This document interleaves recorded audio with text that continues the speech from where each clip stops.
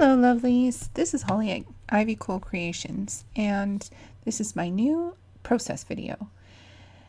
The beginning of the video got cut off for some reason. I'm having some issues with my software not recording, and I'm not sure why. It just decides that it doesn't want to do it. So the very beginning and the very end are cut off. But you get the gist of the video here. So I decided to do a 2-page layout based on all these photos that I had of my daughter at the play gym. And this is the part where I decided that I didn't need to use that second piece of brown paper. I could just use the scraps to make the second page. And I was pretty happy about that.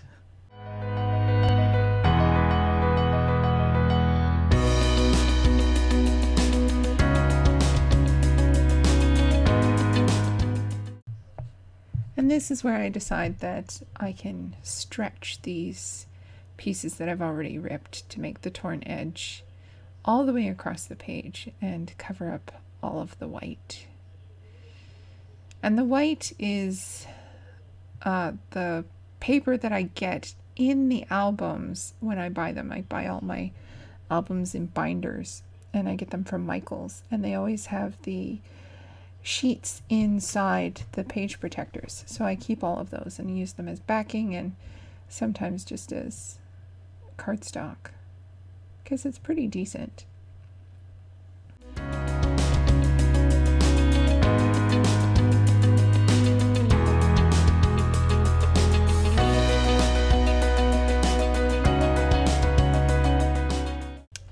Now I have my 2 pages.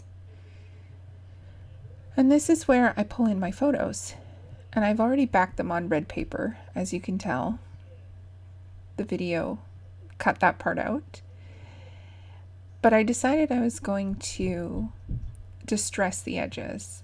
Now this paper was almost like fabric. It was so fibrous, and instead of like paper pieces as I'm distressing the edges, I'm getting like fluff almost, and that's why you see me peeling it off.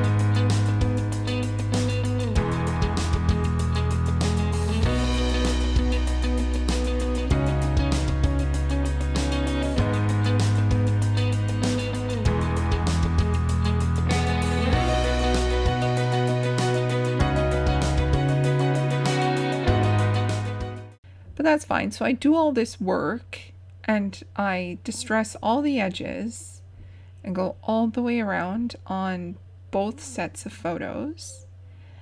And then I decide eventually that I didn't want to do that, and I change my mind.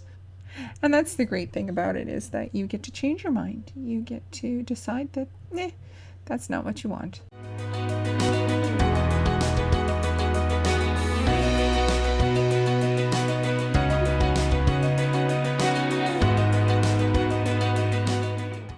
So I decide that now that my photos are a little more mobile and I can move them around, I played with them for a really long time.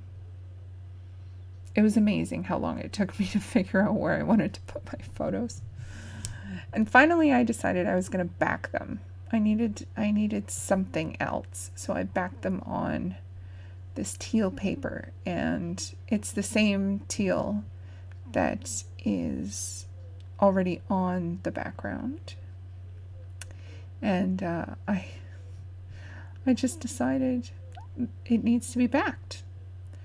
So this was my biggest scrap, and that is what I used. I wanted it a little bit brighter.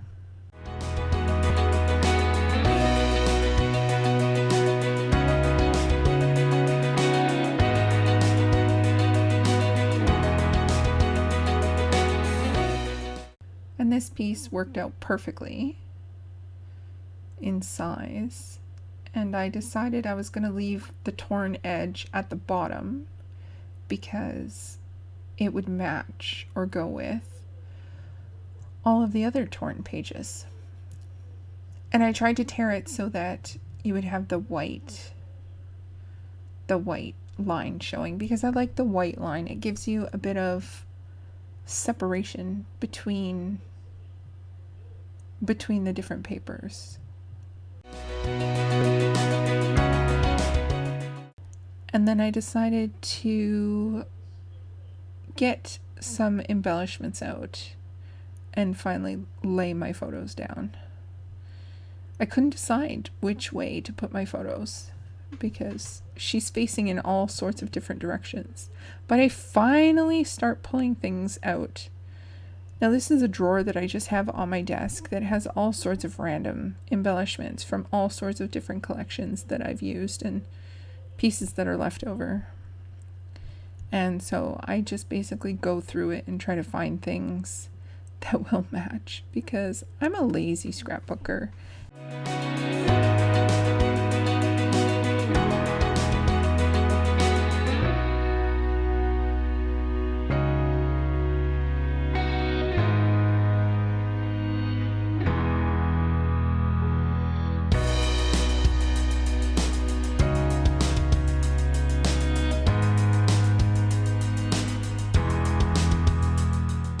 I go through all of these little embellishments in this drawer and try to find stuff that matches color-wise.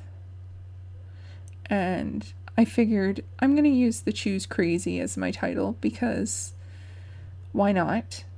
And when else really am I going to use it? So I might as well use it up. It's a chipboard piece that I've had for a million years. Finally, I decide on things, and now I get to play with placement and figure out where I'm going to put stuff. I've noticed that this has been my process for the last little while. Start with papers, then photos, then pull embellishments randomly as I'm working on things, and then decide where to place them. So I'm thinking as I go through and start making videos, because this is only my second video, I will start actually pulling stuff out and thinking about what I'm going to do before I just throw it all on the page. It'll save you guys watching stuff as well. But anyway, I'm still looking for things to fill in some of these gaps and make it look a little more cohesive. I love this butterfly. It ends up not there. It ends up at the bottom. But the video cuts off here soon, and I'll show you the close-up so you can actually see what I finished it as. Thanks so much for watching, and leave a comment, like, and subscribe if you're interested. Take care.